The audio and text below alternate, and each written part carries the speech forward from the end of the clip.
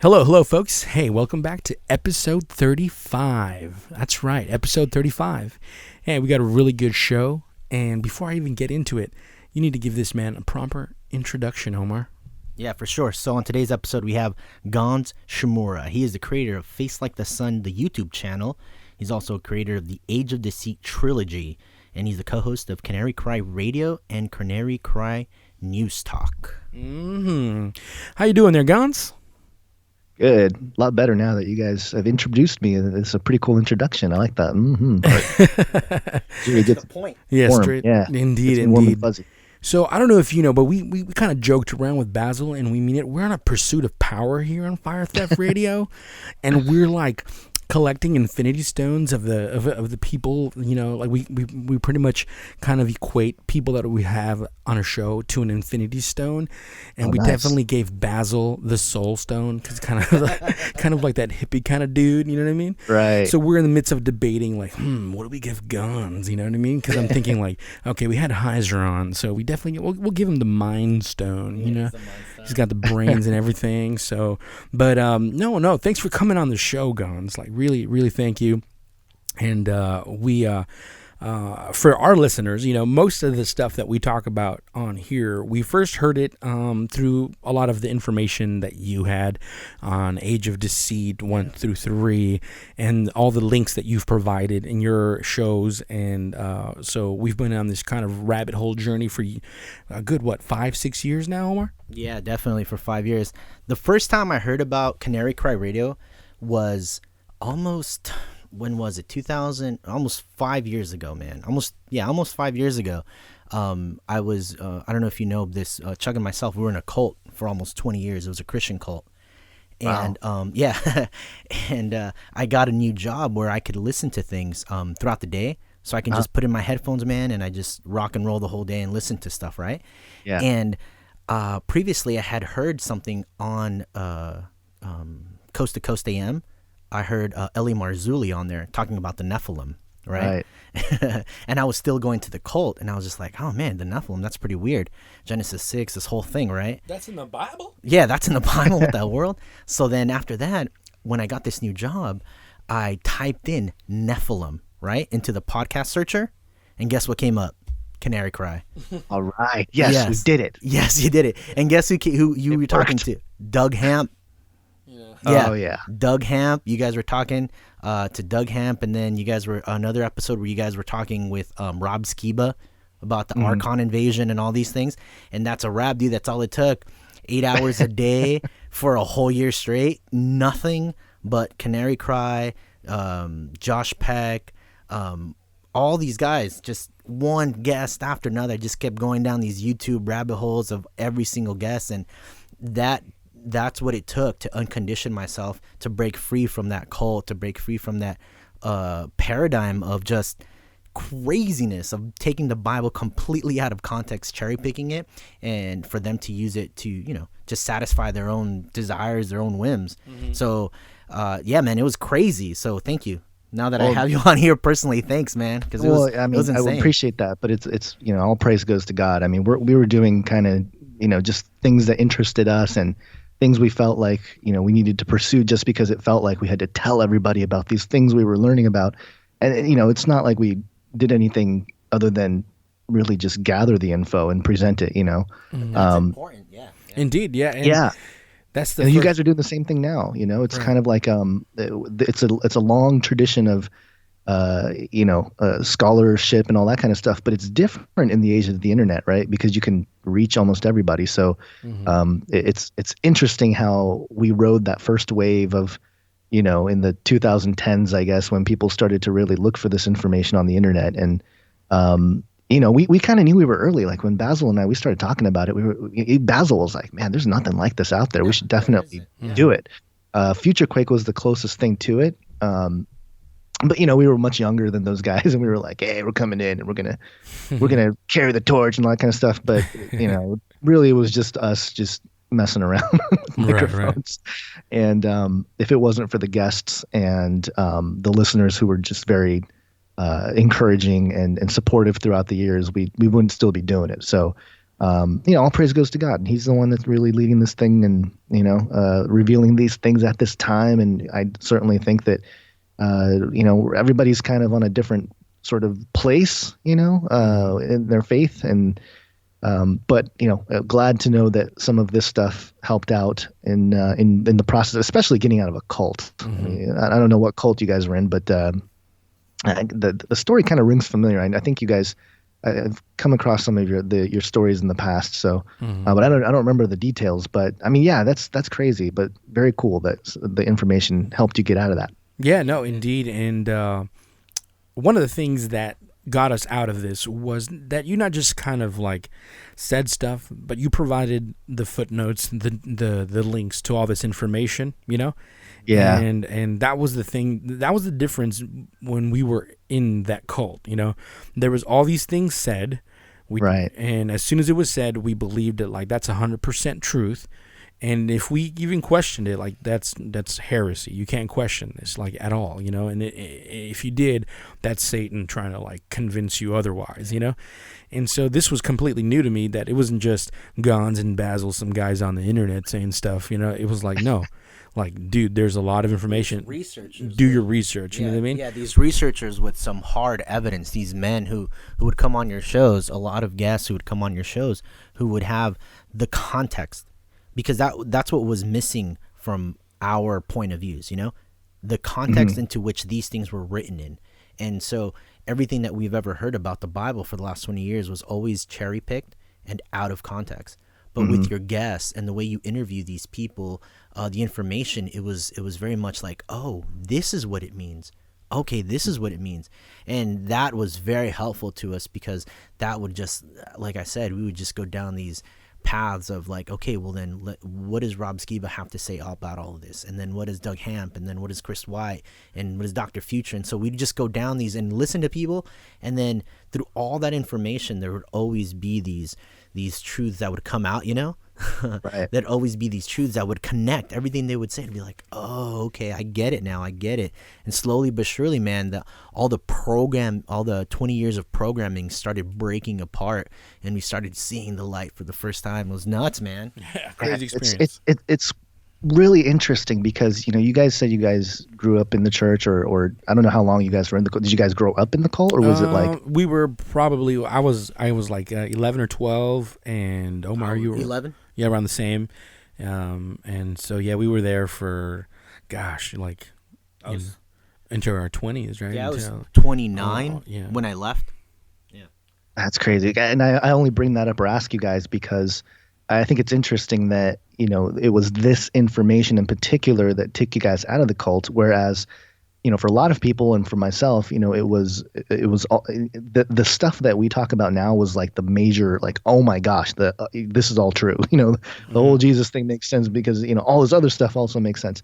Coming from not growing up in the church, not having that church background, it's just interesting how it's this fringe info that, took us out of both those sort of, that wasn't the only thing for me, but it was a major part of like making sense of the Bible and the Word of God, Scripture, and prophecy was a major part of it too. But again, yeah, it was weird because, there was a stigma with that idea of like, oh yeah, predicting the future. Right.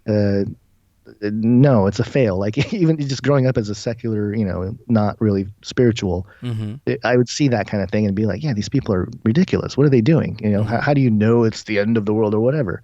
Right. And so growing up in that stigma but then seeing the developments of the world around me and I'm sure you guys noticed it. Obviously things changed after 2001 for a lot of people that lived through that. Yeah. But the effects really didn't start to shake out, I think, until the mid 2000s, like 4 or 5 years later, when there were I think, what was it? Loose Change was a documentary that really affected people. Yeah. It got, Alex Jones started getting, popular at that time and stuff like that. So there was kind of a community of people questioning things, but the internet really drove that to the next level. But along the lines there, it was doing things to faith, or the traditional evangelical community, which I think is still being sort of, I don't know, there's still some turmoil there and some some confusion there. I feel like layers are being peeled back still now, and there's a lot going on in that realm too. That's dramatic to say the least with Trump presidency and Zionism, and there's all kinds of stuff happening there. But in terms of all that coming out, it's been interesting that that you guys came out of a cult, a religious cult, a Christian cult. Whereas for me, it was like, oh yeah, this is stuff that makes sense to my worldview, which was like, hey, we're gonna keep advancing in science and that kind of stuff. Yeah, that made sense to me at the time. Well, this philosophical and things like that regarding God and Jesus started to make sense. But yeah, asking, reading the Bible, you don't have to get too far when you start asking questions like, hey, wait a minute, just names a serpent talking. Okay, I guess you can dismiss that as mythology, but then they name a race of people, the giants or the Nephilim. What is that? Who is that? Yeah. And you ask questions. You're only 6 chapters in. You ask questions around churches, and they just don't have answers for you, or don't point you to at least a reference or something that can help explain it. So that was a part of it too for me. It was being in church and then learning about these things, listening to a lot of Chuck Missler. Yeah, definitely Chuck. Really helpful. Yeah.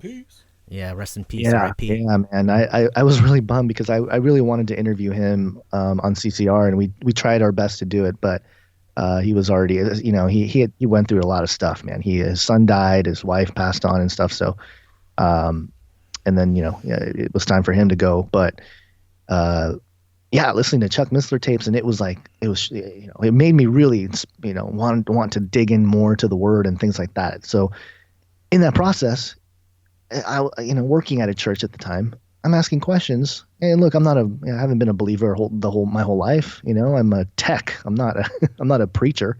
I was just a tech. So I get to sit through events, but then I can ask these pastors and stuff. While I'm mingling with them apart from when they're doing their thing. And there was just there were times when I was like even mocked, like, well, what difference does it make to you? And I'm like, oh, I'm just very curious, if this, the claim here is that this is the Word of God, this inspired thing that comes from this transcendent God, and it names a group here, like what is this? Is there anything that and nothing. So that was a big reason why I wanted to put together the Age of Deceit, the first one. Yeah, was because of that. So, I think it's cool that it's been one of those issues that has freed a lot of people from a lot of traditional, very strict religious type of environments.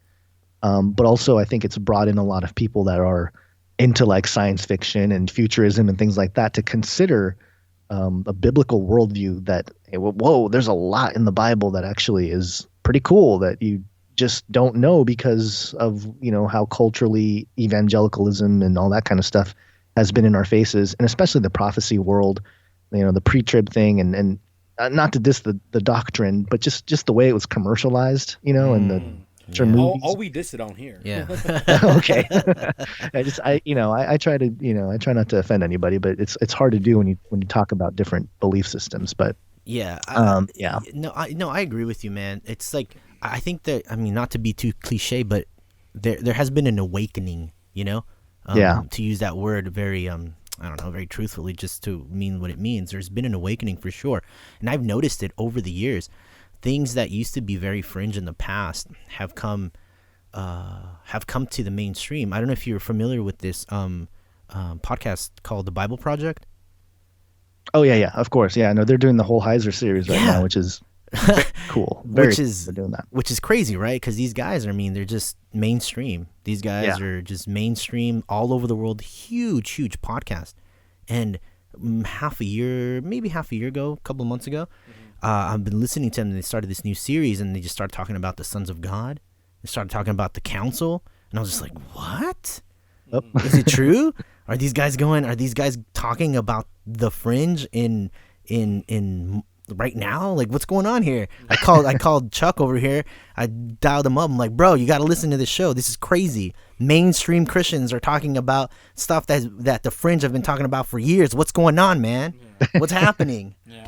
I remember that. It was crazy. And then I was like, no way. And I started listening to it. And then that's when me and Omar went on this long conversation. I was like, dude, really, people are waking up to biblical truths like never before, you know? Yeah. And it was interesting, like you said earlier, that this weird stuff, it made us do some research, but interesting to us both, and we talk about this on the show, me and Omar, that it led to scholarly, biblical interpretation. Like, it led to that. Like, we understood and we had an awakening of, oh, wow, this world, I mean, kind of like the Matrix situation. Like, wow, this is just not even a real world that we're living in, right?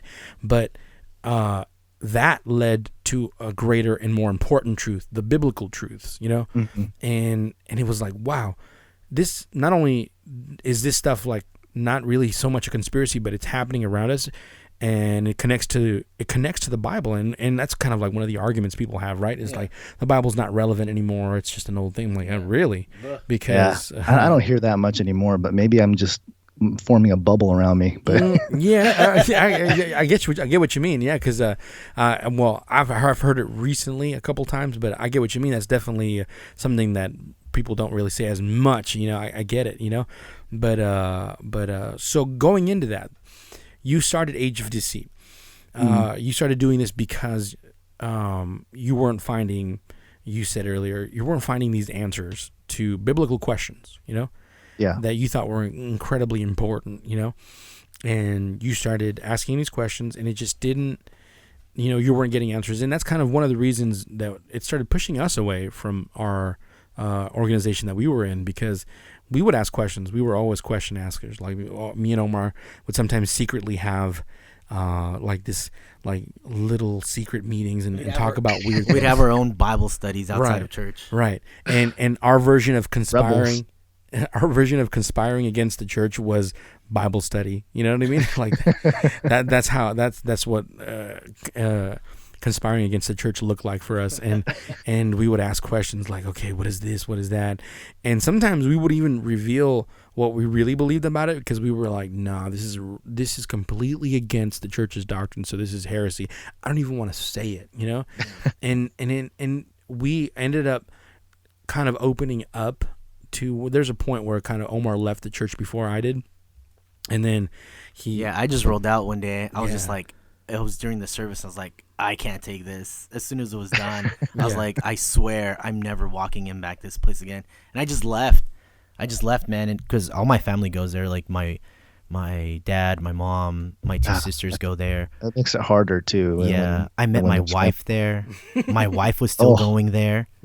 And I'd been married at that point till 7 years. I'm still married, of course, but we were married at that point, going on to 7 years.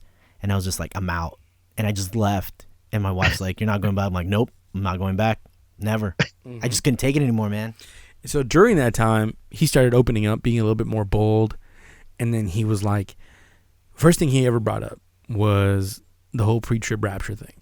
And it made me so upset, but I didn't tell him, Like, what do you mean we're not leaving before tribulation? Like, I remember this. Dude, I got so mad inside, like, I'm like, dude, this guy has really lost his mind. Like, and then, of course, we were taught, like, if you say stuff like that, you're likely possessed by demons, And Whoa. So, it's intense. Just straight to it, huh? Yeah, exactly. Like, you leave, because in that place, it's like your salvation's tentative. Like, you can be possessed by demons at a whim if you just disobey and things like that. So, a lot of crazy stuff. But anyways, the point was, I was like, dude, this guy's lost his mind, And then he started telling me about, like, Nephilim and different things. And then I was like, bro, I started praying for him. I even started fasting for him. You know what I mean?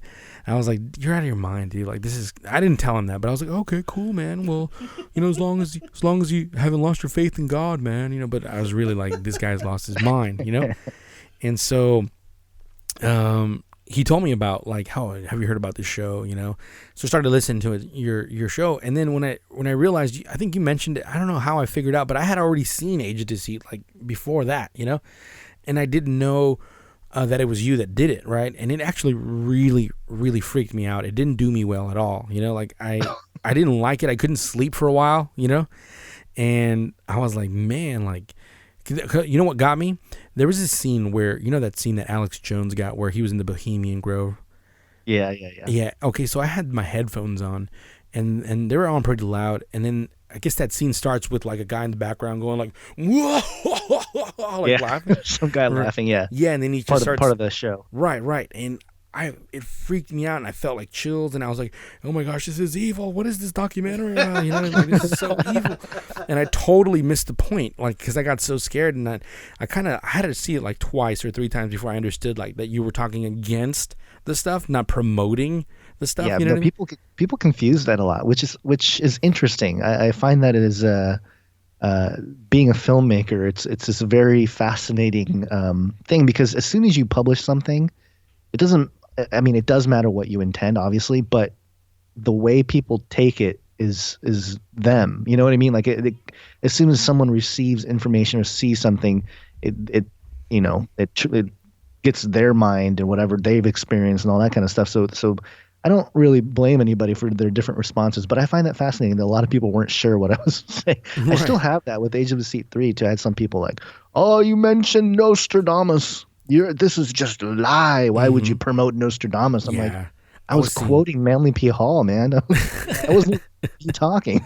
Right. No. I seen some of the comments on the YouTube comments, and I'm like, wow, these guys are ridiculous. Like they totally missed crazy. the point. It's gotten better though. It's gotten a little better, but they're leaving me alone. But I'm sorry. Go ahead. No worries. That's where I was, and I was like, I don't really get this, and it took me a while, and I forgot what episodes I listened to, but the point was that it led me to study my Bible a lot more, and I did more of that conspiring against the church stuff, which meant Bible study. Okay, more Bible study.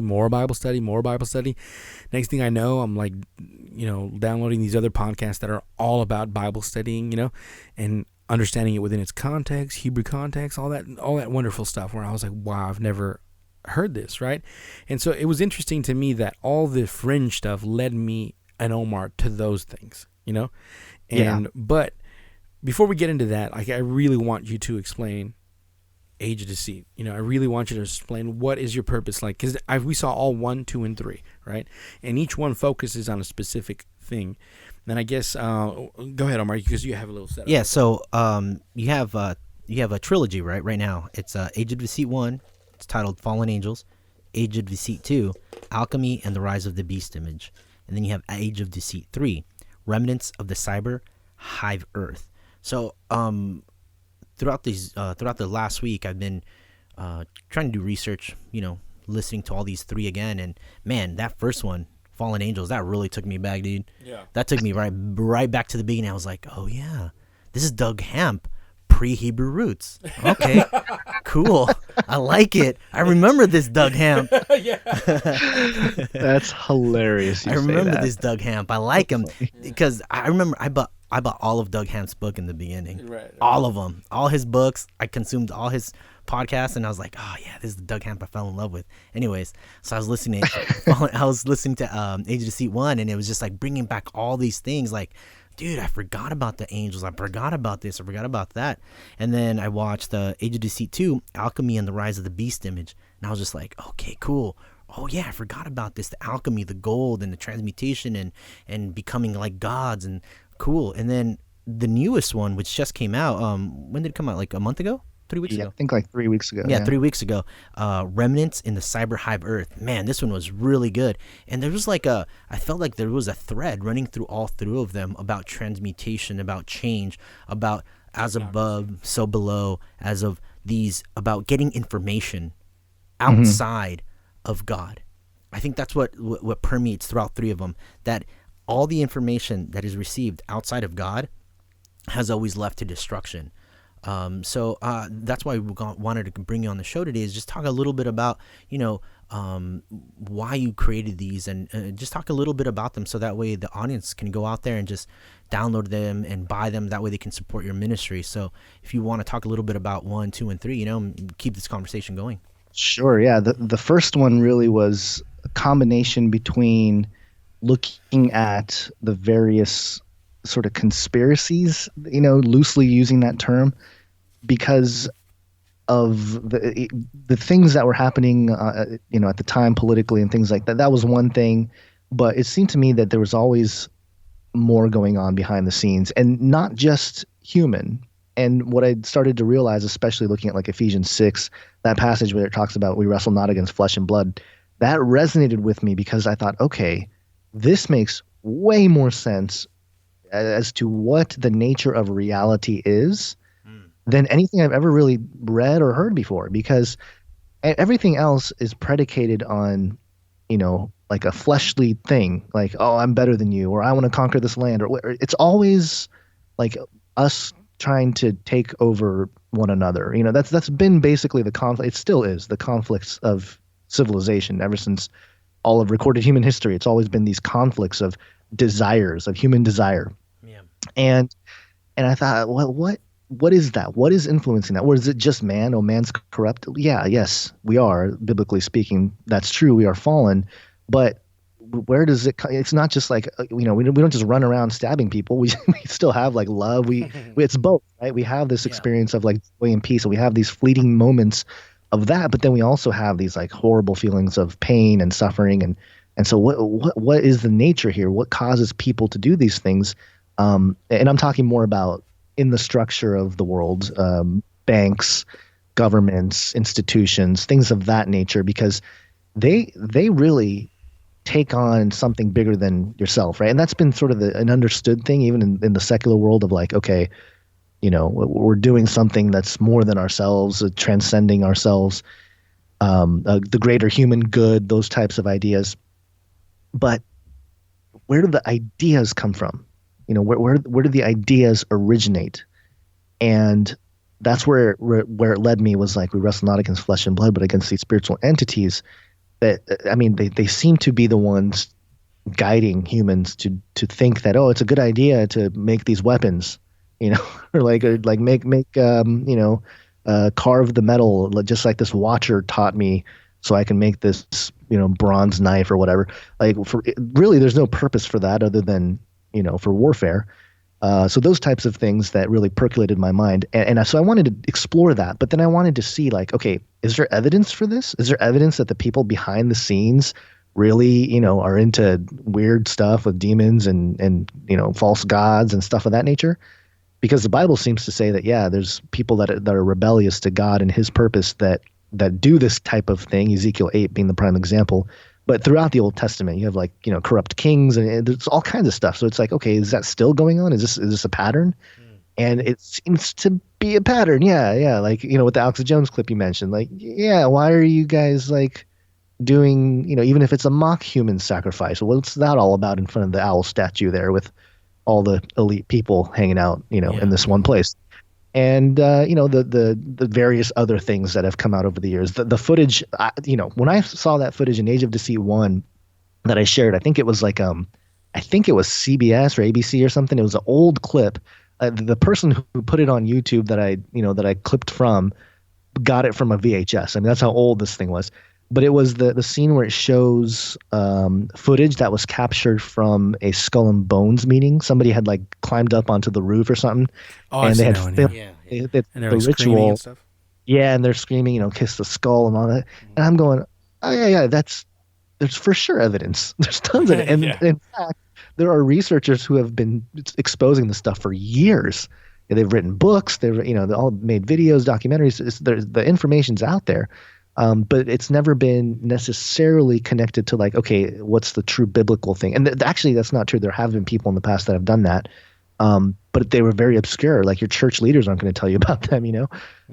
You had to find them. Like Kent Hovind is a perfect example. A guy that's been up there and, you know, I mean, he was kind of well known for his creation versus evolution thing. But, you know, apart from that, he was really against, you know, he was very against speaking against Freemasonry and secret societies. He's got a whole series on that and preaching to people that are in Freemasonry to get out and showing from their handbooks, like, hey, this is what it says here, that, you know, you're basically making a blood pact with the Freemasons if you're part of this. So this is not something that is biblical. So the evidence was overwhelming, and that's when I thought, okay, how is there this much evidence that there's like weird, dark stuff going on with like the people that are in charge of things, but then nobody really talks about it, or nobody really knows or questions it, and nobody, especially in the church, they don't like this. That's what drove me nuts. Was part one was really, you guys are getting me all riled up about it because it's bringing me back. Get it? Don't worry. It's bringing me back because it drove me crazy that they spoke about Jesus in this this liberating thing. Yes, and it's a applicable thing to our personal lives, but all of our personal lives are affected by the decisions made by people that control this world. So it made no sense to me that we would try to sort of alleviate the personal, suffering and things like that with the emotional side of things, while not addressing like the intellectual understanding of the entire thing. Step back for a moment and look at what's happening, and understand. And don't be afraid to do that, because look, it's very biblical. In fact, it is more biblical than I had first thought. Right. The idea of sin, the idea of Jesus's resurrection becomes extremely palpable and very much something that it has to do with our time today. When you read headlines about Silicon Valley trying to defeat death, well, why isn't the church talking about that? It's like, hey, come on, these guys are saying they're going to defeat death. Doesn't that undermine our entire faith here? Right. So it drove me nuts that there was a divide there, or at least a blind spot. And so that's what really drove me to make part one. And then apart from that was also looking at the UFO and alien phenomenon. I was just curious about that throughout just my childhood, and watched Contact when I was younger. And interestingly enough, there's one of the villains in Contact, I think it was 1996 or 97 with Jodie Foster, where they receive an alien message and they decode it. And it's basically instructions to build this portal, the Stargate. Thing, yeah. And the guy that tries to stop them is this religious guy. And he's like this white nationalist religious guy, whatever. Right. And he's the guy that blows up the first one. He's a total terrorist act or whatever. Right. Very interesting. Why is it that guy? And so my view of like religious people in general was that. But anyway, prior to being saved, it was that. Like literally, that's what we saw in culture. It's funny you say that, because we talk about that on the show quite a bit. Where we talked about it actually with Brian Goodall in one of our episodes, where the shows, there's a lot of movies where they really paint Christianity in a very specific way. Like prophecy people too, like all the prophetic the apocalypse and all that Armageddon type of belief is the end of the world. But yeah, getting back to the alien thing, that was another angle of it. Like, okay, how does this tie into the whole Bible thing? And what I found remarkable was like, oh, like this stuff, this new age stuff that they're talking about seems to be the same method of inquiry into these areas of information and entities that provide that information that the elite have talked about over the years. Interesting. So I saw the pattern there, and I started to connect the dots, and I was like, wait a minute, this whole new age movement is a crock of dung poo or whatever. It's like this is the exact, and the thing that really drove the nail in the coffin for me was the idea that these people, these new agers, were talking about, we're ushering in the new age, the new world is coming. Everything that we understand now will go away, and the Christ consciousness will arise. Okay, yes, the Bible talks about those exact same things, but it doesn't say that we do this. It says that God is basically the one that intervenes and returns and sets things in place. And so there was this overlap that I saw, like, okay, they're kind of getting this utopic message, but it's not biblical. It's like, it's very much the antichrist type of system, especially because they're pointing towards humans being the ones that will transcend and ascend and all this stuff, because it's time. It's the universal clock that is, it's our time to evolve into the next stage of our evolution and blah, blah, blah. It was all, it all connected to the alien thing, but there was two sides, right? The abduction side and then the positive side, but also the tie-in with the channeling of spirits, and then the leaders of many of our institutions in our world being into that stuff too, and so it seemed to make sense to me, a pattern. But there was nothing at the time other than there was good information out there, but I felt like there wasn't anything that had it all in one spot, like all those different pieces attempted to be explained in one place. So that's what I tried to do with the film. And there's a lot of things in there, guys, that I got to be honest. I'm like, I don't know if this entirely make sense, when I was making it. But then somebody, I'm not even joking. And then, but this is how you know it's like the leading of the Holy Spirit, right? Because then I'm like, yeah, I guess it makes sense, but it feels right, and it makes sense, but I don't know if it'll make this kind of impact. But then you'll get an email or somebody will message me and say something like, oh, and this, when you connected this to this, it made total sense. And I was like, whoa, I actually didn't even make that connection when I was making it, So that's when it's something that you're not entirely in charge of, and it's something that's, grounded where you're getting confirmation like that. But the first one, that was really it. That was really the main thrust of putting together part one, was seeing okay, the world isn't how it is. And then, but how is it really? Is it really biblical? As the preachers and pastors of my church say, is the sin thing real? Is it really part of how things have been constructed and have evolved in civilization? And as soon as I started to investigate that, it was like, yes, absolutely. Yeah, I can see your frustration there with trying to awaken people, or trying to figure out, okay, of all these things, like you say, Silicon Valley is trying to, create immortality, yet we don't talk about it in the church. I think there's just this lack of caring. I think Christian churches, evangelical churches, they just confine themselves in a bubble, and they hold on to tradition so much. I mean, Easter comes around and we still say Jesus died on Friday, which is completely Catholic tradition, So we hold on to all these Catholic traditions, yet they don't want to change them.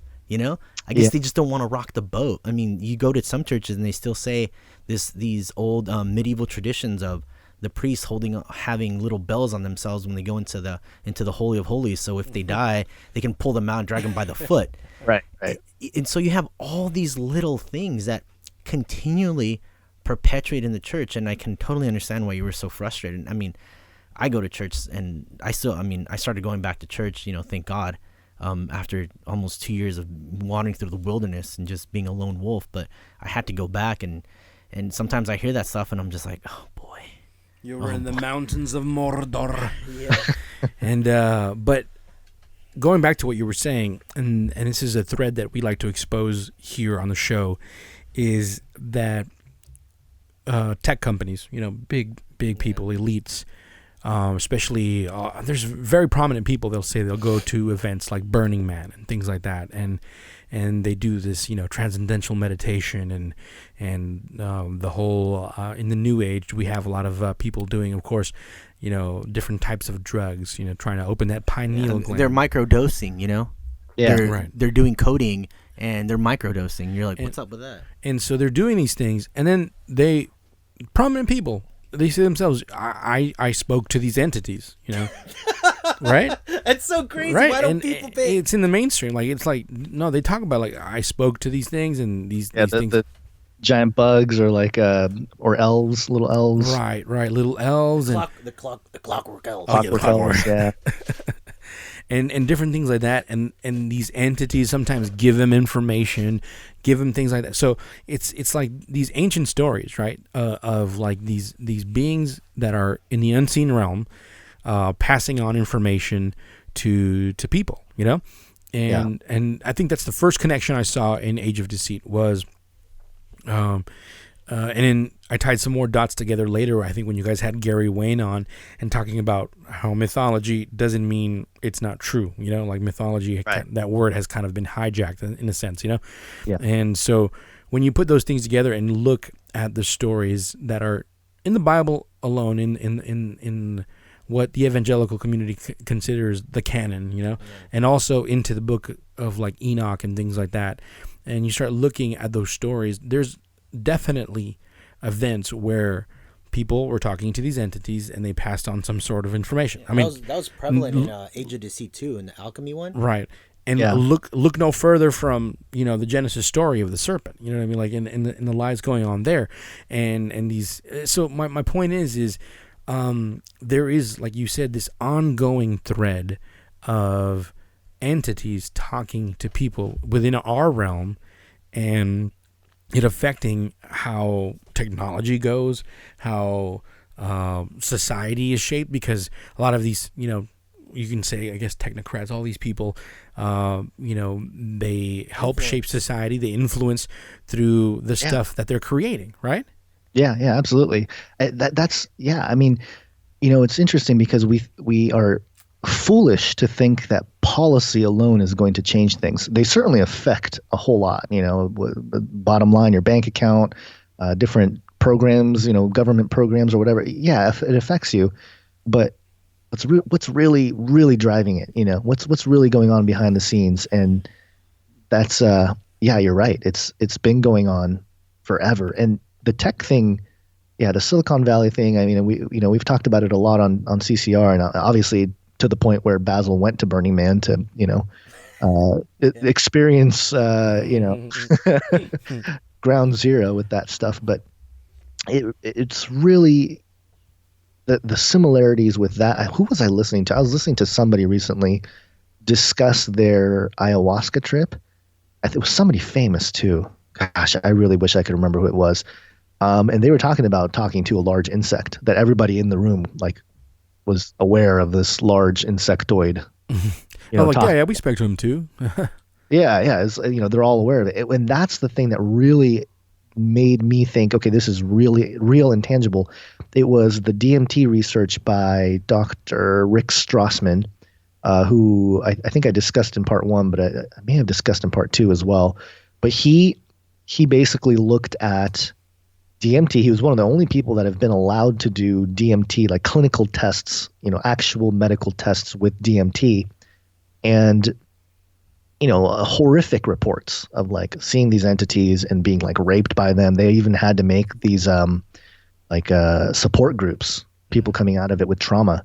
But then there were others that had euphoric experiences or whatever. But the thing that was really interesting is if you had more than one person in the same room, I think it was sometimes even in different rooms, they would have a shared experience of the same entity, and the entity would speak, and the entity would remember their names, and point out that. And so the shared experiences really perplexed Rick Strassman and made him think okay, what's happening here?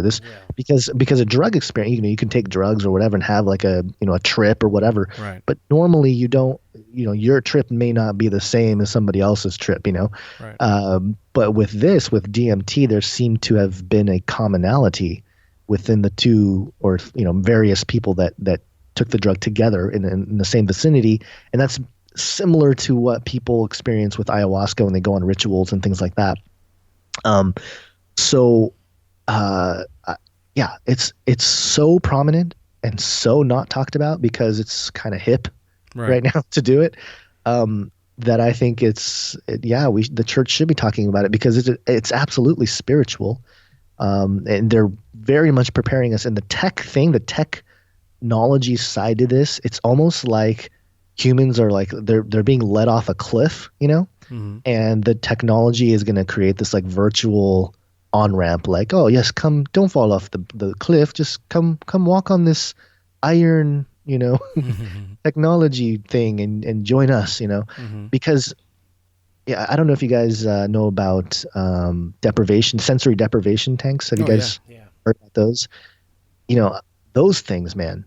I mean, same thing. It's almost like you can be, people do drugs in them, I've heard, but you can be sober and you can go in there and, your whole body, you lose perception of your body. It feels, people have explained it as I feel like just a head or brain and a heart. And so it's an interesting physical experience, I guess. I've never done it. But there was a commercial with Steph Curry, the basketball player, and he goes into one of these tanks, and his a spirit body, it was kind of just the outline of his regular body, drops into basically underwater. It's almost like the abyss. And he's kind of in there, and he kind of has this experience where he's almost supernatural, he's he becomes superhuman or whatever, and then he comes back to normal, and then he's walking out onto the court with this confidence or whatever. And I think it's interesting, what is that commercial about? That you're going to go into this tank, you have this meditative personal experience thing, kind of like the going under and rising again type of thing, a pseudo baptism, and then you have this like these alleged quote unquote supernatural powers to like shoot the ball from 50 feet away, which is what he does very well. And the thing that's weird is that Steph Curry's out there building this like kind of a Christian media empire. I don't know if you guys know that, but he's kind of doing like Christian influenced stuff on the side. Does he go to Hillsong Church? Is he the one that goes to Hillsong with Bieber? No, I don't think that's him. I don't think there's a basketball player that goes out there. I don't know who it is. I know he lives up in the Bay Area. He plays for the Golden State Warriors, so he's in Silicon Valley, area. So he's probably getting. Because if Carl Lentz gave me a call, I'd go. I'd be like, "What's up, bro? Let's do this. You Let's look take so over." Cool, Carl Lentz. I'll go to your church. I know. Anyways, sorry, but no, that's all right.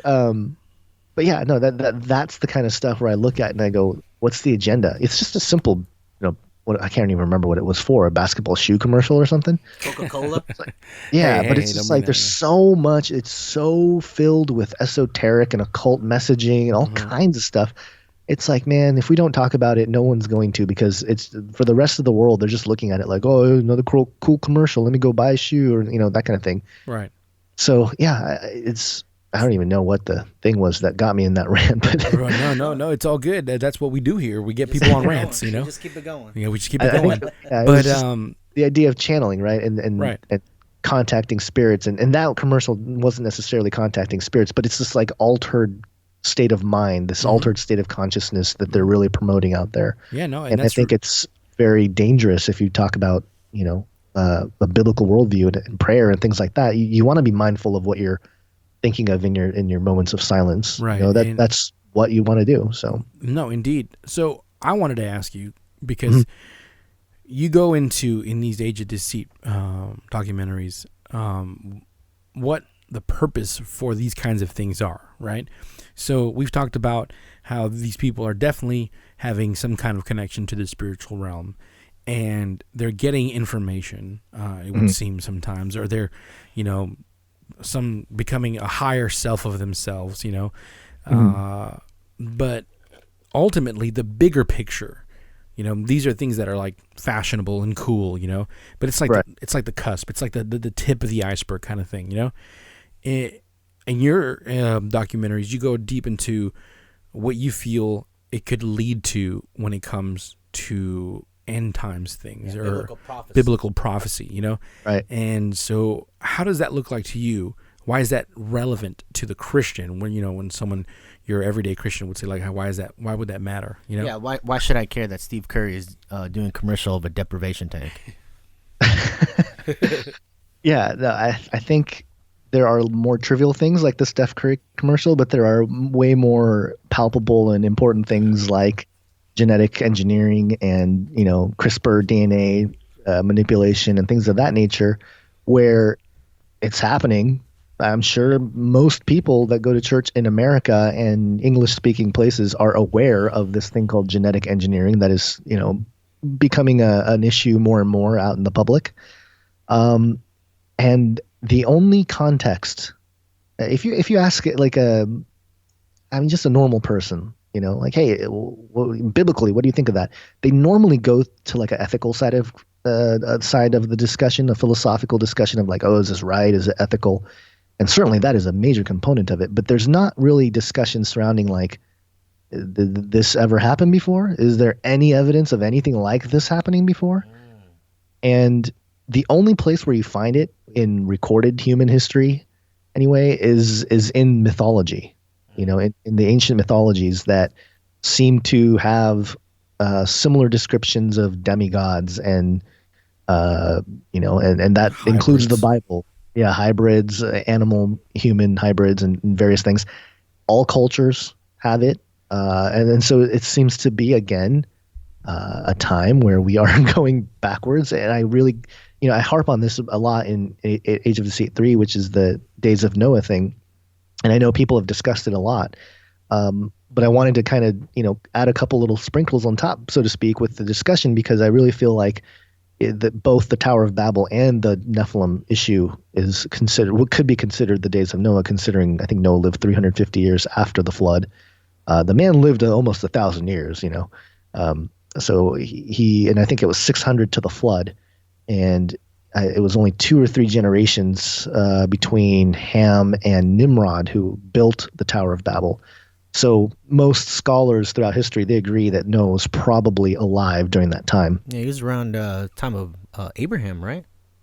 I think it. I think so. Goes I think into him and Abraham. Yeah, goes into it's pretty. I mean, he's the one that taught Look Abraham. at the timeline. Yeah, it's it's one of the apocryphal books. Is that Noah taught Abraham? Right. Yeah. Hey, can I pause for 1 second? I got baby. Yeah. Go ahead, man. Go ahead.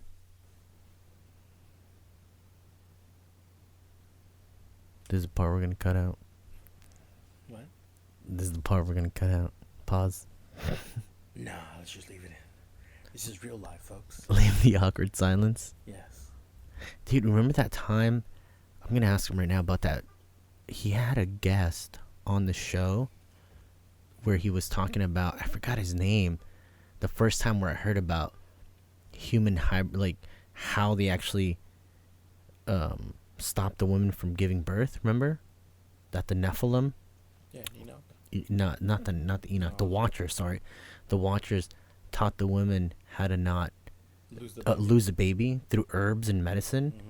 I forgot that name of the guy they interviewed. I heard it on Canary Cry, and I was freaking out. I remember I told you, I'm like, bro. I was like, dude, this is crazy. That's how our moms know to use herbs. I know. The Watchers told old Mexican ladies how to cure people with remedies, how to do sobaduras and cleansings. That's that Mayan knowledge. Yeah, bro. dude. So That Mayan Aztec. All right, thanks guys. I'm back. it's Teotihuacan, dude. Yeah, hello, you're back. So we're having a conversation over here about Aztec gods and herbs and remedies. Now I was telling him that I was telling Chuck over here that because you're talking about human hybrids right now, that you guys had an episode way back, man. It's like probably like episode in the teens. That I forgot who you interviewed. The first time I ever heard about that, the Watchers actually taught women how to not abort a baby who was a human animal hybrid. That they taught them how to take certain herbs. I don't think it was a human animal. It was like the. Yeah, it's dashing the embryo in the womb. Right. No, I think it was they were teaching them how not to lose the baby. Yeah, how not to lose the baby that they were having with them. Oh, right. Remember you had a guest on there? I forgot his name, man. Anyway, so you guys had that guest, and he was talking about how they taught them and how they had to have over 200 pregnancies in order for them to actually not because out of those 200 that they would eventually have one. And so they had like this whole equation onto how many fetuses they can carry in order for them to actually give one into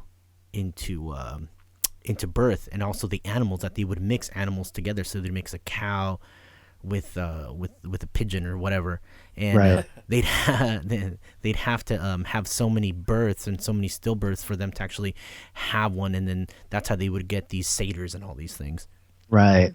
Yeah, that was an old episode. That blew my mind. I remember when I heard that. Yeah, I was like I don't know what I'm listening to here. Yeah, I was like, what? This is crazy. No, but speaking of that, even the practical sense, it's a little off subject of what we were talking about. But before I forget it, I've always questioned, like, because me and Omar are both of the Mexican. I'm not community. Mexican. You're not Mexican. You're American. No.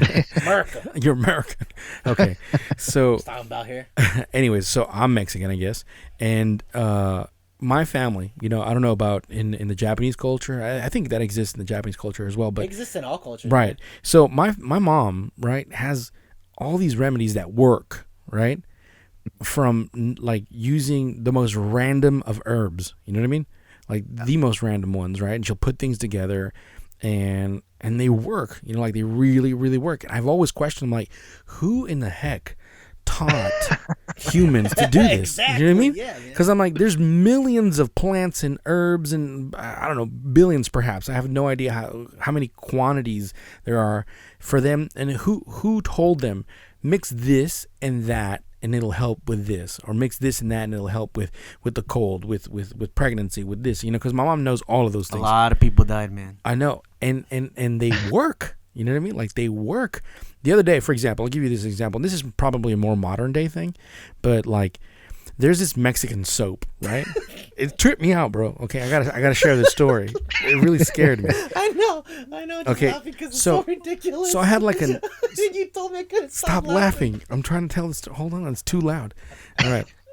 So I'm trying. Okay, here we go. So I had kind of like this like ingrown hair, kind of like lump thing, you know. And it was incredibly painful, right? Yeah. And it was like really, really painful. It was really swollen, and it looked like it was like probably like it was filled with blood, you know. And I couldn't pop. I was trying to be a man about it. What was that? Alien trying to break through your skin. Or something. Yeah, that's what it felt like for sure. It was like Spaceballs, and it comes out and hello, my darling. Anyways, and so I was like, okay, this is really painful. And I was telling, and my mom saw me, like, I came to the house, and she was like, what's wrong? I'm like, I have this thing. So she got this Mexican soap, right? And she goes, look, and she made it into a powder, and then she mixed like baking soda and something else, and like some other herb that she had in her garden, because she has all these things that cure everything in her garden, you know? And she put it together, and she's like, look, put it on that thing, and then, you know, wrap it. And then in the morning you'll be fine. I'm like, how is this gonna work? That's not possible, Mom. And she's like, it's gonna work. You're like, this wasn't made by Bayer, okay? I was like totally like, Mom, did you conjure this up? Like, what's going on with this? You know what I mean? Because you know, I seriously told her that, you know. And in the morning, that thing had completely dissolved, that ball, right? And all the blood was absorbed, and there was no mess. Everything was gone, and it's completely healed. You know what I mean? And I was like, what the heck is this? What sort of sorcery is this? You know what I mean? And so, you know, stuff like that just blows my mind, because she does stuff like that, but without soap, just different things, you know? And I've always questioned, like, who in the heck taught humans to do this? You know what I mean? Like, where did this come from, you know? And then when I heard that kind of thing on the show, and, you know, the stuff that's talked about in the Book of Enoch, it talks about, oh, you know, use this for that, use, you know, how to make metal, how to make weapons, how to kill, how to abort a baby, like all these things. I'm like, dude, that's in that book. That's ancient. Like, that's been around for so long, you know? Yeah. And so, I mean, I'm just saying, like, passing on this kind of knowledge, it's been forever going. And it doesn't surprise me that all these, like, big companies of technology, you know, they name their projects after ancient gods, you know, like everything has to do with some sort of ancient god. Like, it's funny how a lot of people kind of equate like science to atheism, and I'm like, dude, they use so many religious symbols and so many religious like statements that they say that it's like, no, that's like a religion in and of itself, you know? Yeah, you had on Age of Deceit 3, one of the parts where it blew my mind was where you showed a graphic illustration of the Temple of Solomon, and you overlaid it onto a microchip.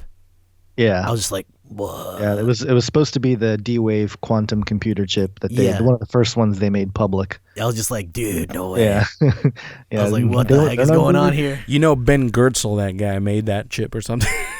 Yeah. He's like, yeah, the Temple of Solomon. Yeah, over here. That guy's so weird, man. He is weird. He is what you think like a mad scientist would look like. Like, he looks. Yeah, he's like, yeah, that guy's gonna destroy the world for sure. He's gonna create a robot that he falls in love with, and then the robot's gonna kill him.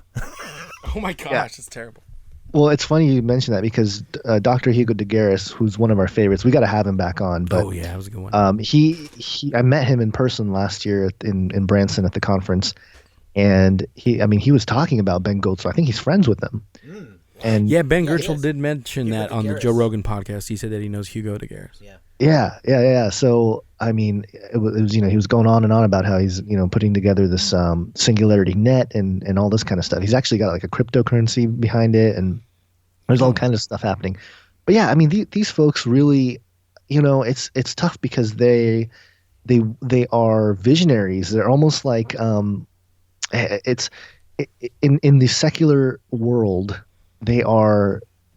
They're almost like dreamers. They're like, oh, they are the ones that are going to push us into the future, and this great future we have.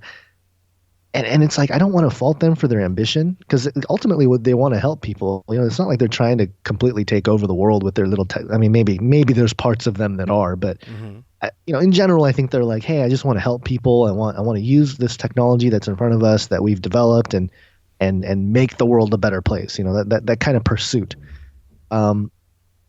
It's I don't want to bash that, but at the same time, I'm like, okay, but shouldn't we at least like be aware, or at least talk about it? And then for the believer, it's like, okay, what's ultimately important here? And it's the spiritual thing. It's not necessarily like what's happening physically. Those are all indicators. Everything that's happening in the physical is almost an indicator of the spiritual. So, going back to that question of like, why is it relevant? Why is it important? Because there's no other reference or context, a frame of reference to what's happening now in technology. The only one there is the ancient world with mythology and the crazy weird creatures and the ancient gods and things like that.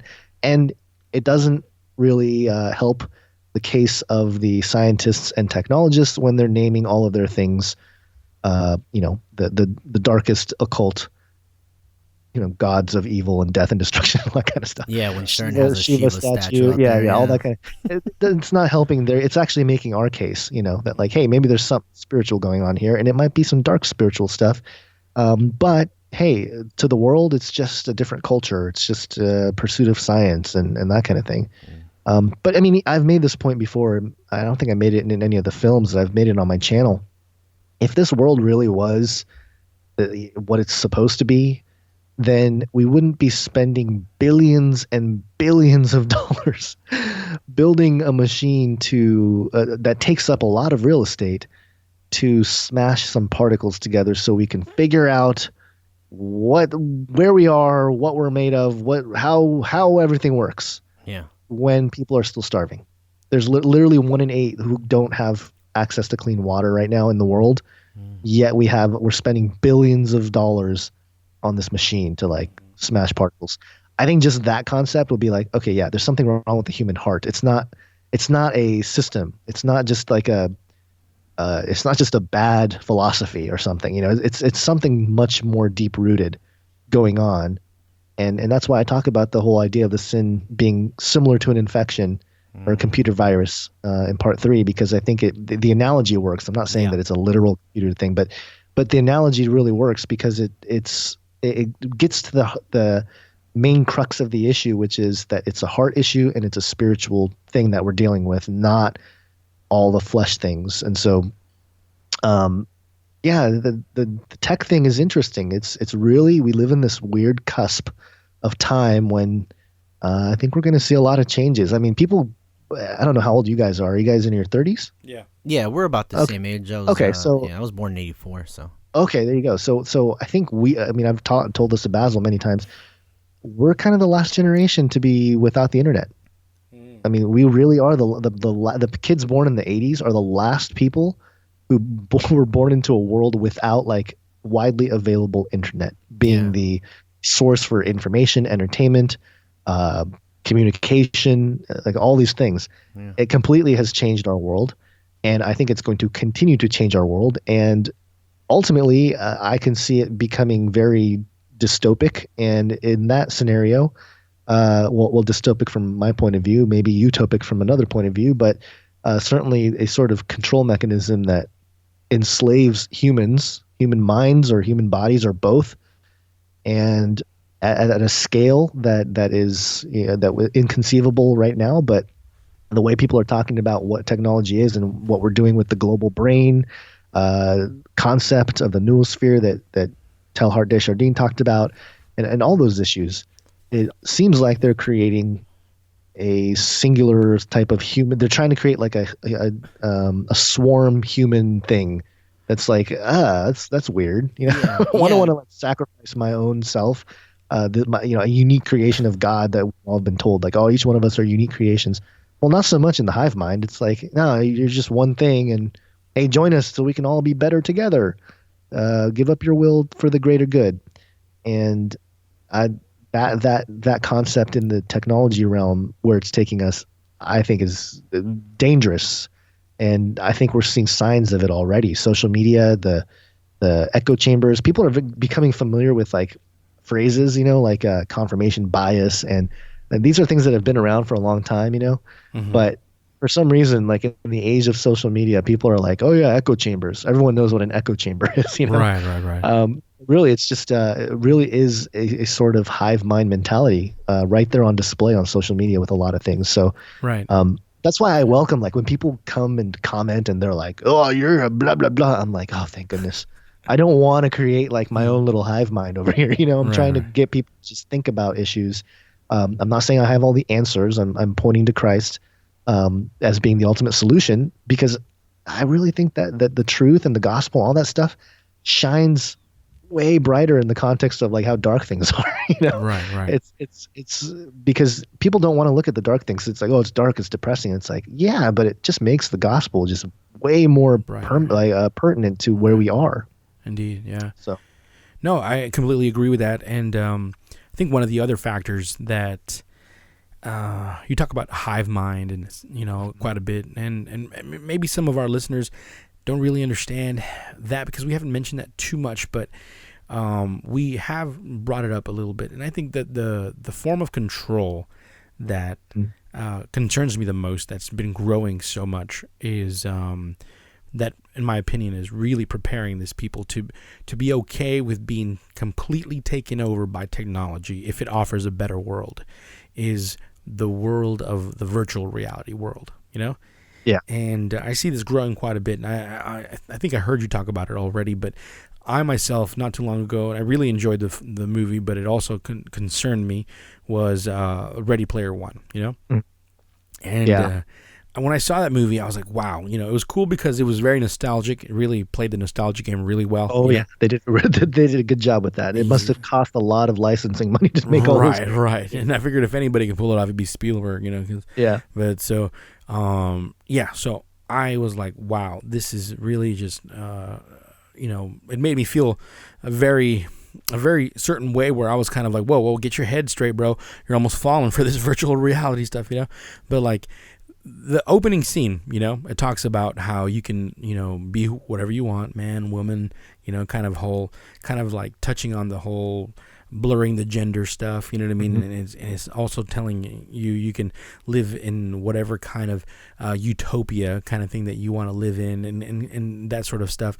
And as I'm watching it, I'm kind of like you mentioned earlier, I'm seeing that they're creating what a heaven would be like in the Christian world, but they're making it a virtual thing. So earlier you mentioned how, hey, they're talking about, ending death, and now they're taking it a step further, not just ending death, but also providing an afterlife situation kind of thing. Yeah, an eternal life. Right. And not only that, but it's very tempting because it's whatever life you want it to be, Right. And it's kind of, I think that's very dangerous because for many Christians, that seems, or for maybe I should say for maybe non-believers, that seems a bit more understandable or tangible because it's the world that you want to build. And many people kind of have this perception of heaven or the afterlife like very ambiguous. Yeah, well, even for Christians, man, most Christians don't understand what heaven is anyways. Mm-hmm. So it's even just as entertaining for them as well because in the Christian mind, it's like, oh, I guess we're just gonna praise God forever. Yeah, it's just like I'm gonna be praying forever, floating on a cloud and singing songs. Yeah, right. And so, I mean, I remember even being a Christian, being for a while. I'm like, that's it. Like that's what we can do. Like, not being ungrateful. I know. I'm sorry. I just felt that way. Like, because I was a worship leader at the other church, and then where I go currently, I'm the worship leader as well. And I'm like, I don't want to worship forever. Like, I don't know. There's, I don't know. That is hilarious. I've done some worship, obviously, and that is hysterical. Well, especially because in the Christian context, sorry to sidetrack, but the worship kind of culture. I mean, I live out in Orange County, California, so I see a lot of, the kind of the trendy thing happening with the church thing, and it's so cringy. But sorry, go ahead. Keep going. Hey, if I can be in front of Lauren Daigle all day, what's up? Put me in a Hillsong church, and if that's heaven, sign me up. I'm just saying that right now. Don't hate. Don't hate. Okay, Don't man. hate. You do you, man. See, in Ready Player One, you can make Bieber, that reality. Carl Lentz, Lauren Daigle, Hillsong all in front of me with coffee and donuts in the morning. Get out of here, bro. I'm sold. That's it. Where do I sign, Mr. Barry Goity? I think very few people get that reference. Anyways, okay. So my point being, even like Omar said, the lack of biblical knowledge that Christians have, these technological advancements, they seem pretty amazing, and I can say from personal experience, there's a lot of young people that go to my church and they talk about things that are coming technologically. They're pretty like people, there's a lot of like tech savvy kind of people where I go, and they're like completely oblivious and just like excited without no question in their mind about where technology is going, and then they're like amazed by it and they're welcoming it, and I'm like, that's the danger right there. It's like, that's really exactly what it is. Yeah, it's unable to see the forest from the trees, to take a really common sort of description of that, because it looks great. The next thing. Meanwhile, the greater picture is you're being led pretty much into a path, I believe, to the mark, And I actually made a video, my most recent video on YouTube is just a short video that shows a breakthrough in I think it's I can't remember the name of it, but basically what they've been able to do and show is connect the nerves of an amputee to wires and provide basically like a cyborg hand to the person with the amputee without a hand. But the thing that's crazy is to test the technology after they successfully connected the electrodes to the nerve endings, is that they connected it to a little device that shows a virtual hand on a computer screen, and it shows her with the amputated arm with the electrodes attached to it, and then the screen with the hand moving, like the fingers and and all that stuff. So they've successfully done that. But here's the thing that's nuts. Okay, this is the thing that I pointed out that I'm like, come on. Okay, the symbol that they use for this technology is the OK hand symbol, which some people have said it looks like the 666, and even if it's not, it's like, why would you choose that, knowing that that's out there? Right. Why would you choose that? And so the attached, it's the white power symbol. That's why. I know. Yeah. That's the other. The current misdirection happening now. It's like, oh, the white supremacists. I got offended too. I was like, that's not what it means. It's just kek. Right. But it's that symbol, and I'm going, man, like at a certain point, it's just not coincidence anymore. Right. It's like at a certain point, it's like there's enough evidence to be like, there's got to be something there. There's a lot of smoke. I would say this is a burning ember, a freaking OK hand symbol sign attached to the machine that's giving you the virtual arm in the virtual thing there on the screen, and not just not just sensors, but actual electrodes connected to the nerve endings, and which means that person, the amputee, is controlling that virtual hand on the screen through her brain, her mind, and so. And it's public. That is public. Right. And so that's why I always remind people, like, this is what they're showing us now, which means they're probably way ahead. Which means, like, I mean, can you imagine the kind of like I know it's the only real reference we have is movies, like Necromancer or what was the other Lawnmower Man. There's like movies that we've seen that like, oh yeah, kind of the virtual thing, or Ready Player One, obviously the one you brought up. But we don't, it's always kind of glorified. But man, the kind of, when you really sit and think about what people might be doing to themselves or to animals, or to like, even worse, like, people that have gone missing and stuff like that.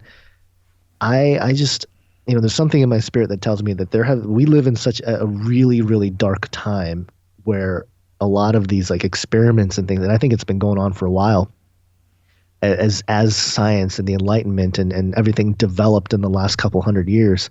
You have your Dr. Monroe, those types of stories out there, but I really think there's like a reality to that in our modern age that's like, and it's not just like, oh, deep in a government lab. Like, yeah, there might be some stuff going on there. But even just other countries that get their hands on the stuff, just rogue people. Yeah, China. There you go. We had the recent CRISPR thing, the genetically engineered people coming out from China, and yeah. So it's like, the stuff we know now is, or that are being shown now is probably, I don't know, 20, 30, 40. People have said 50, 60. Some people say like several hundreds. I don't know if it's that intense per se, but years ahead. Years are behind, I guess, of what's really happening. And again, I don't have like proof to say that, but given like that we've been tracking this for close to a decade here, and everything we've said at the beginning of the decade is like pretty much happening in like all the headlines now. Yeah, it's like I think we're kind of onto something. Like we're not saying we're prophets, or we're not saying we like knew exactly, but like just in general, like the progress that they're making is pretty significant, and I think it's we should take notice. And I don't think it's necessarily a bad idea to watch some of those shows or movies to get a feel for what is being pounded into the brains of this generation. I talk about Sword Art Online. Have you guys seen that before? It's an anime. No. Yeah, I've seen some of it. Yeah. Okay. Basically, there's a helmet that these guys wear. It's called the Nerve Gear, and it basically takes over all your senses, and so your virtual experience is fully immersive, I think is the way they phrase it. And the story in the show is basically these people all get on Nerve Gear and they go into this virtual world. Well, the creator of that virtual world traps them in that world, and they have to beat the game, which is like, I think it was 10. There's like 2 seasons, no? Yeah, I think there's more actually. I think there's a third one now. The main story is the first one. They kind of spun it off into different things in the second and third one, but the really good one is the first story, the first series, season, I guess. And yeah, it's the whole thing is very, apart from the storyline, there's this very philosophical thing happening where these people that the things they're experiencing is very much real. It's happening, and they even have the ability to like gauge their pain. Like, I'm going to put my pain threshold to all the way up or all the way down. It's not how much pain they want to feel when they fight. But if they die in the game, they die in real life. And so like because it's, like the Matrix. So it's very similar in that regard. But yeah, it's those ideas being pumped in, and this, the idea of a virtual world being played out, having real life consequence. It really begs the question, about like, number one, the nature of reality, but also like, what is real? What is the thing that is like really important? Yeah, no, definitely. It's crazy, man. The more time goes on, I think that Left Behind movie that came out in the 90s makes more sense. You remember that movie? Actually, I don't think I saw it. No, it was the Antichrist would lure people in through the virtual reality goggles. Oh, really? You gotta check it out. I remember when I watched it, and when I think about it in the past, I was like, man, that movie's so foolish. But now it's like, whoa, Kirk Cameron was right all along. So it's this movie. It's this movie where everybody wears virtual reality glasses, and there's an Antichrist figure inside of the virtual world, and he could give you whatever you want. There's this lady on a wheelchair. Oh, you know what? I think I have seen scenes from it, because I think there's a scene where there's like they're in the temple or something, and there's like the altar and all that kind of stuff. Yeah, I think and so this lady, she's very cheesy. Yeah, she's like in a wheelchair, and then all of a sudden she puts on the glasses, and she's all like, whoa, she's walking, and then the Antichrist like, I can give you whatever you want. And she's all like, wow, all I have to do is worship you, and then she can walk again. And so it's kind of like, and right now when you're saying these things, I'm like, man, they had it right all along. I'm judging over here. This is crazy. But hey, we know we don't want to take too much more of your time, because we know you're on a it's late over here because we're on the same coasts. And we know you got family and things to do, man. But one last question: where do you think you kind of explained a little bit, kind of where is it going? But how can people who are listening to this podcast right now not be so bummed out? Like, what can we do in order to, I guess, prepare our minds, prepare our hearts in all your studies and all your journey and everything you've looked up? What has helped you? What has helped you keep hope? What has helped you propel forward and continue moving forward? Yeah, seeing all these things, man. Yeah, I think first off, what I mentioned earlier about how, the truth of Christ, the gospel shining brighter in dark times, I have to keep that in mind because it is really easy to get kind of lost in a dark rabbit trail and being bummed out about stuff. But that doesn't happen to me as much anymore. There was a phase definitely where it gets dark. Things get real dark.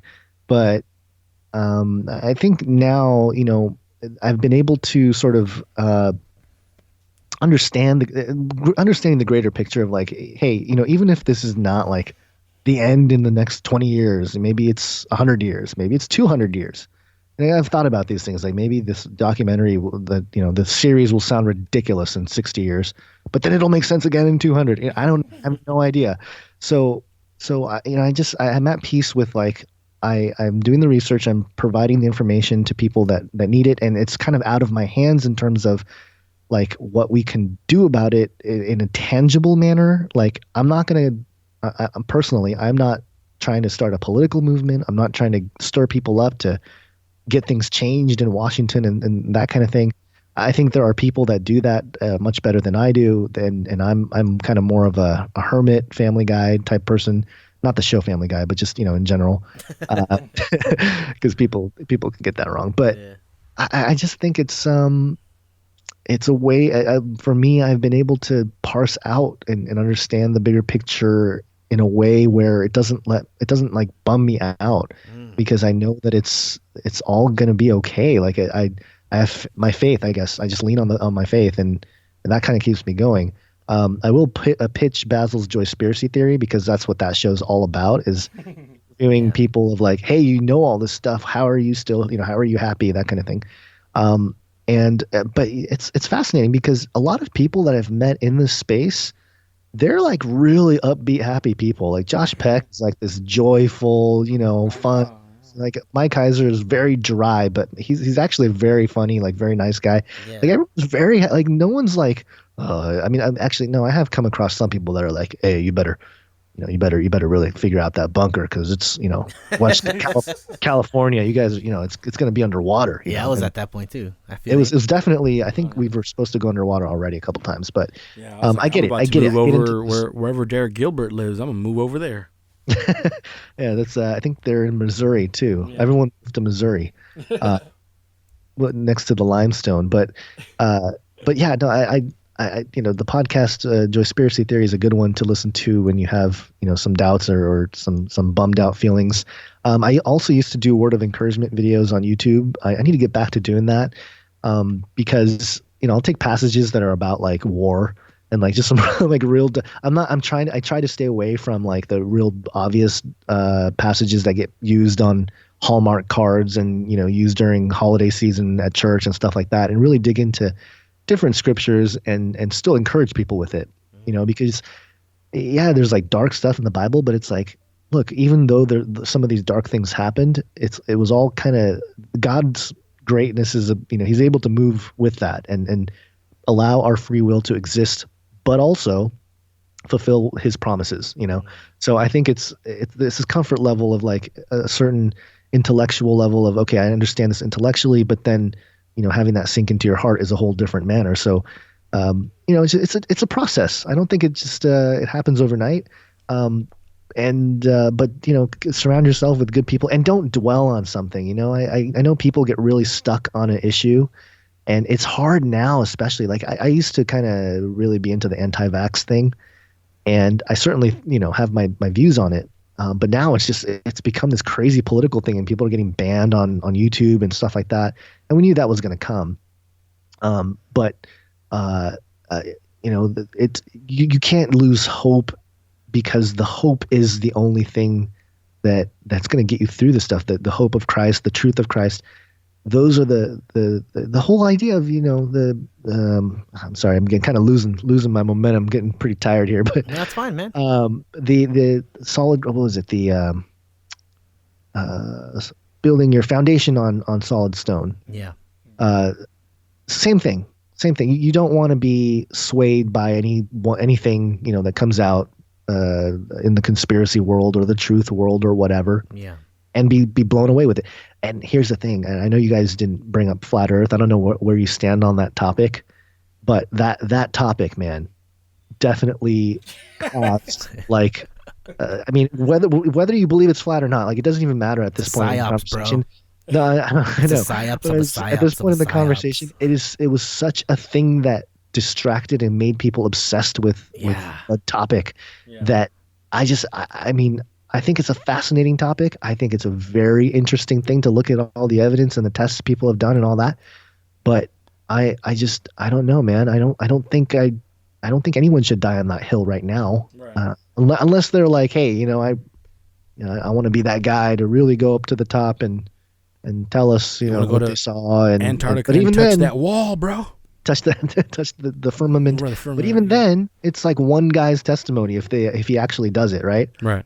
It's like you didn't do it or I didn't do it, So it's like everything else. And that's been my position with the flat Earth is like until I'm really up there or God shows me exactly what's going on, I'm not going to really be too nuts about one way or the other, right? Yeah. Because the drama unfolding here is not contingent on the shape of where we are. Although some people would argue it is that the alien thing and that sort of thing. And I understand that angle, and certainly you can call it another layer or thread of deception happening if that is the case. But I think they lie to us anyway, and that's the problem. Okay, so it's like, okay, they're lying to us. Okay, so they're either lying that there's a ice wall and there's water above that, and we're hearing this like flat thing, or they're lying about like having a giant space station on the other side of the moon. Like there's no in between anymore. So it's like there's none of it exists or all of it exists, and it's this crazy way of completely derailing any kind of truth seeking that may happen in that space. So anyway, I'm kind of going off on a rambling, but it's I don't think it's fruitful at a certain point when you get to a level of like, okay, I understand the topic and I can discuss it and whatnot, unless you're going to make a piece of content to share your own thoughts or opinions. If you have a YouTube channel, podcast, unless you're writing a book or just as a hobby, you're into that kind of thing.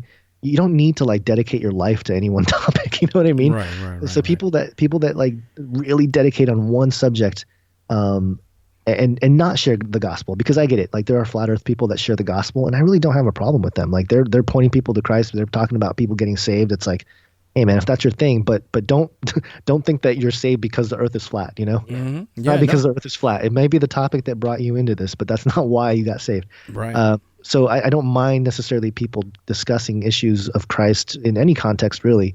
But yeah, I think when people lose sight of that and start dwelling too much in whatever topic is given, that's when things get unhealthy. And flat Earth, I bring up flat Earth because it's a topic that people obsess over. And I've certainly had my moments. I mean, I went down the rabbit trail watching hours of videos and like walking outside and being like, oh man. Dude, it's flat. It's all just flat. It's all a lie. Like just that whole thing. And it's an interesting psychological thing that happens, but a couple days go by and I'm like, I can't be there forever. Right. No, I had that moment. I've had those feelings, but I can't dwell on that forever. It's really good that you say that, just because we do mention that quite a bit on the show. Like, hey, don't close your hand on a subject, and this is it. You know what I mean? Like you said it perfectly. Don't die on that hill. We mention that all the time, because on the show we've talked about annihilationism. I don't know if you know about that, like just the conditional immortality, the whole hell situation, partial preterism and different things like that. So, all these, pick a subject. There's so many things that could be divisive, but they're not supposed to be, right? And especially amongst believers, So I completely understand you. Yeah, definitely. And you know what? We've also I like the way you put it, that it's about hope and balance. Because what we've understood is that you can go in through all these subjects and you can just go deep down these rabbit holes, but if you don't have hope and you don't have hope in Christ and you don't have that balance in your life, so many people, man, just get lost. And then I think there are more important things than per se the flat earth, like emotional intelligence, like having a good marriage, like having well-raised kids, like going to church and helping out, serving.